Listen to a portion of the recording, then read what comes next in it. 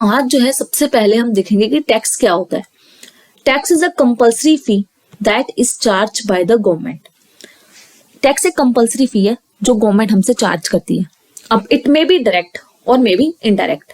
Direct tax क्या होता है? डायरेक्ट टैक्स वो होता है जो हम डायरेक्टली गवर्नमेंट को दे रहे हैं, लेकिन जो इनडायरेक्ट टैक्स है वो हम डायरेक्टली गवर्नमेंट को पे नहीं कर रहे हैं। GST one of the indirect tax. Goods and services tax, हम सब जानते हैं हम कोई प्रोडक्ट बाय कर रहे हैं तो हम उसकी जो कीमत दे रहे हैं उसी में टैक्स ऑलरेडी है, कंज्यूम उसमें टैक्स ऑलरेडी एडेड है, लेकिन हम वो डायरेक्टली गवर्नमेंट को देने नहीं जा रहे हैं, वो हम सेलर को देंगे। आगे जो प्रोसेस होगी वो खुद जानते होंगे। अब जो हमारा सेकंड जो मेन है इनकम टैक्स, जो कि एक डायरेक्ट टैक्स है, जो कि डायरेक्टली हमारे इनकम के ऊपर हम पे करते हैं। अब सबसे पहले हम ये देखेंगे इनकम क्या होती है। अब इसके अंडर सेक्शन 224 तो हमें कोई पर्टिकुलर डेफिनेशन नहीं मिलेगी एंड इसका मीनिंग देखते हैं। Income means a regular receipt which come from the definite source for a certain period. Income एक रेगुलर रिसिप्ट है। इनकम एक रेगुलर रिसिप्ट है जो तुम्हें एक डेफिनेट सोर्स से मिलेगा और फॉर अ सर्टेन पीरियड। तुम कुछ भी हो, इनकम में भी कुछ भी हो सकता है, लाइक प्रॉफिट हो सकता है, कोई गेन हो रहा है, तुम डिविडेंड रिसीव कर रहे हो, तुम्हें कोई अलाउंसेस मिल रहे हैं, तुम्हें कहीं से प्रॉफिट हो रहा है अपने बिजनेस और प्रोफेशन से, तुम लॉटरीज में कुछ जीत रहे हो, या फिर तुमने रेसेस में पैसे सट्टाबाजी से बोलते हैं वो कर रखी है, तुम्हें उसमें कुछ भी गेन हो रहा है, या फिर तुमने कोई गिफ्ट रिसीव किया है जिसका अमाउंट जो है 50,000 से एक्सीड कर रहा है, वो भी इनकम टैक्स में इंक्लूड होगा। अगर 50,000 से पीछे है तब तो इंक्लूड नहीं होगा, लेकिन अगर वो 50,000 से इंक्रीज कर रहा है तो वो इनकम टैक्स में इंक्लूड होगा और अंडर इनकम टैक्स वो चार्जेबल होगा। अब फीचर्स ऑफ इनकम, सबसे पहले रेगुलर एंड डेफिनेट होना चाहिए। इनकम जो है रेगुलर होना चाहिए या फिर डेफिनेट होना चाहिए। इनकम में भी रेगुलर और डेफिनेट। और दूसरा है लीगलिटी ऑफ इनकम। अब लीगलिटी ऑफ इनकम, अब इनकम टैक्स के अंडर तुम्हें कोई भी इनकम हो, मे बी इट में भी लीगल, इट में भी इलीगल, वो दोनों ही अंडर इनकम टैक्स तुम्हारे टैक्सेबल होंगे। फॉर्म ऑफ इनकम, अगर तुम्हें इनकम कैश में मिल रही है, भले ही कैश में मिल रही है, भले इन काइंड, किसी भी वे में तुम्हें इनकम आ रही है, फॉर्म कोई भी है, तुम्हारे पास कैश है या फिर कोई काइंड है, अगर कैश में तो वो डायरेक्टली टैक्स हो जाएगा, लेकिन अगर काइंड है तो मार्केट वैल्यू में उसको पहले निकाला जाएगा और उसके ऊपर जितनी उसकी वैल्यू होगी उसके हिसाब से उसके ऊपर टैक्स चार्ज किया जाएगा। अब ये नहीं है कि अगर तुम रेगुलर हो और तुम्हें पीरियडिकल इनकम आ रही है या फिर रेगुलर इनकम आ रही है तो वो टैक्सेबल अलग अलग विधि से होगी। नहीं, अगर तुम्हें चाहे भले ही तुम्हें रेगुलर इनकम आ रही है चाहे किसी पीरियड के बाद आ रही है, वो दोनों ही अंडर इनकम टैक्स टैक्सेबल होंगी। अब नेक्स्ट जो हमारा टेम्पररी और परमानेंट।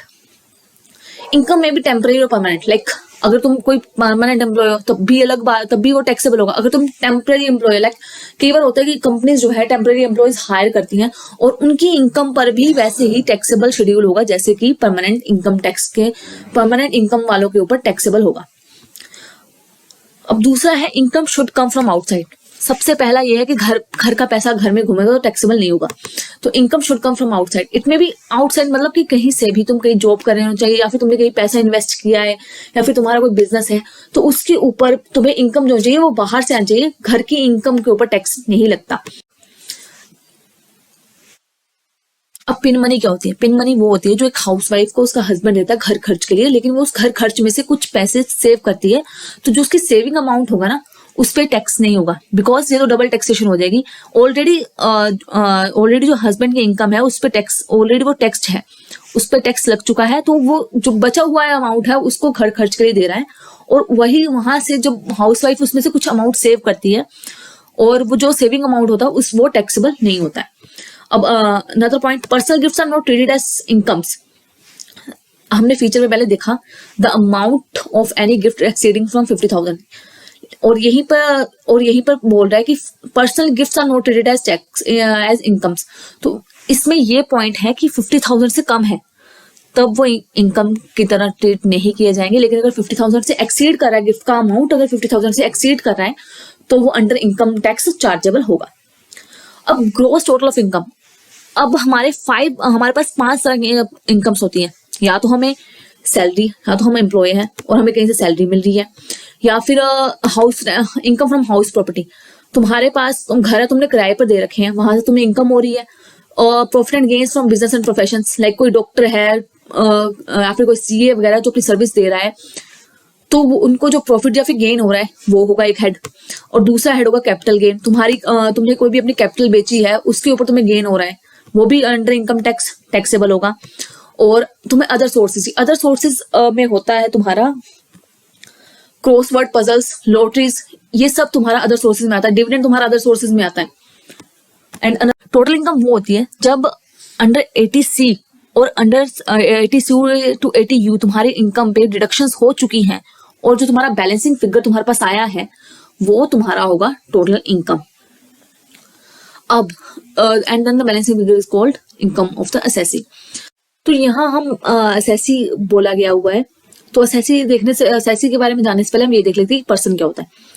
तो person may be an individual, may be an Hindu undivided family, may be a firm, या तो कोई एसोसिएशन ऑफ पर्सन है, कोई बॉडी ऑफ इंडिविजुअल है, कोई ज्वाइंट स्टॉक कंपनी है, कोई लोकल अथॉरिटी है, और कोई भी आर्टिफिशियल पर्सन जो कि कवर नहीं हुआ है अंडर एनी सब क्लोजेस। तो ये सब पर्सन्स होते हैं। एंड नेक्स्ट हमारा पास है assessee under section 2 subsection 7। Assessee क्या है? Assessee means a person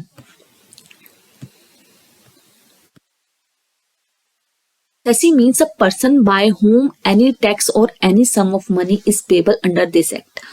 Assessee कोई भी पर्सन है, और पर्सन देख लिया है हमने क्या क्या होता है। पर्सन में भी include individual, Hindu undivided family, firm, association of person, person कोई भी हो सकता है।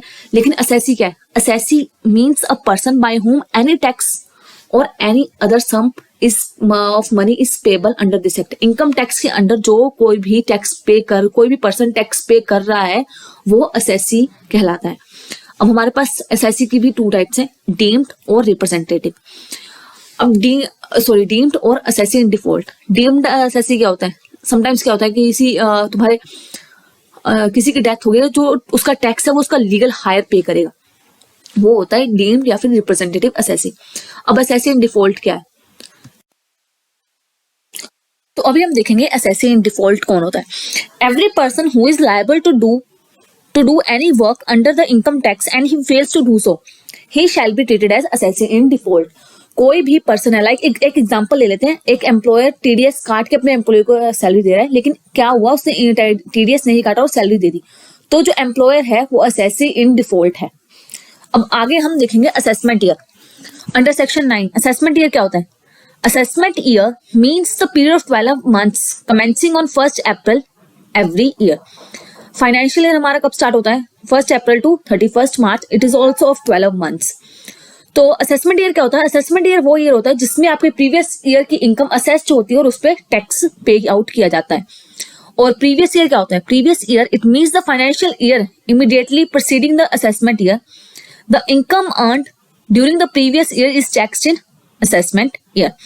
जो आपके प्रीवियस ईयर की इनकम होती है वो असेसमेंट होती है, असेस्ड होती है इन असेसमेंट ईयर। जितनी भी आपने इनकम अर्न किया प्रीवियस ईयर में उसमें टैक्स लगेगा next year, that is in assessment year. लेकिन आगे कुछ एक्सेप्शंस भी है इस रूल की, जिसमें क्या है कि प्रीवियस ईयर की इनकम प्रीवियस ईयर में ही टैक्सेबल होगी। सबसे पहले कौन सी है? Incomes of non resident shipping business under section 172। कोई भी नॉन रेजिडेंट है और उसका shipping business and he came to India, और कुछ टाइम वो इंडिया में उसने रहा, कुछ मंथ्स इंडिया में रहा और वो बाद में चला गया। तो इसमें क्या होगा, जितने टाइम वो रहा है और जितना उसका अर्निंग हुई है उस टाइम में, उसके ऊपर टैक्स लगेगा उसी प्रीवियस ईयर में, नेक्स्ट ईयर में नहीं लगेगा, असेसमेंट ईयर में नहीं लगेगा, प्रीवियस ईयर में ही टैक्सेबल होगा। और इसका परसेंटेज होगा 7.5। और नेक्स्ट है इन case of person living India. अब क्या हो रहा है कि इन case of person living India under section 174, कोई एम्प्लॉयमेंट पर्पज से इंडिया छोड़ के जा रहा है, तो जितना टाइम वो इंडिया में प्रीवियस ईयर रहा है, लाइक फॉर 4 मंथ्स 5 मंथ, जितना मंथ वो इंडिया में रहा है उतने मंथ की उसकी इनकम जो होगी वो टैक्सेबल होगी in previous year. In case of persons who are likely to transfer their asset to avoid tax. कई बार क्या करते हैं लोग, क्या करते हैं कि अपना असेट दूसरे पर्सन को ट्रांसफर करें ताकि उस पर टैक्स लायबिलिटी कम लगे। लेकिन इसमें क्या होगा, जितने में भी उसने सेल किया या फिर ट्रांसफर किया या फिर कुछ भी अपना असेट्स किसी को भी ट्रांसफर कर दिया टू अवॉइड टैक्स, तो इसमें क्या होगा, इनकम टैक्स ऑफिसर उसी साल में प्रीवियस ईयर में ही उसकी जितने भी उसे इनकम हुई है अपने ट्रांसफर करने से वो असेस्ट करेगा और प्रीवियस ईयर में ही उसको टैक्स देना पड़ेगा। इन case of discontinuation of business, sometimes क्या होता है कोई बिजनेस है वो चल रहा है काफी टाइम से और इस प्रीवियस ईयर में वो डिसकंटिन्यूड हो रहा है, इसी ईयर में 3-4 महीने के बाद डिसकंटिन्यू, सपोज सितंबर में हो रहा है या फिर अक्टूबर में हो रहा है, तो अप्रैल से अक्टूबर तक का असेस किया जाएगी उसकी इनकम, और प्रीवियस ईयर में ही वो टैक्सेबल होगी और प्रीवियस ईयर में उस पर टैक्स लगेगा और टैक्स पे आउट किया जाएगा। Income of bodies formed for a short duration for a particular purpose. Sometimes क्या होता है, कोई प्रोजेक्ट है, कोई इवेंट है, कुछ भी पर्पस है, उसको फुलफिलमेंट करने के लिए बॉडी फॉर्म की होती है, और जैसे प्रोजेक्ट खत्म होता है, मे बी प्रीवियस ईयर में भी प्रोजेक्ट खत्म हो जाए और उसको आगे कंटिन्यू करने की, आगे नहीं कंटिन्यू करना है उसे, तो क्या होगा, जितना भी उसे उसी प्रीवियस ईयर में उस प्रोजेक्ट से जितना भी प्रॉफिट हुआ है, जितना भी गेनिंग हुई है, उस पे टैक्स चार्जेबल होगा इन द प्रीवियस ईयर।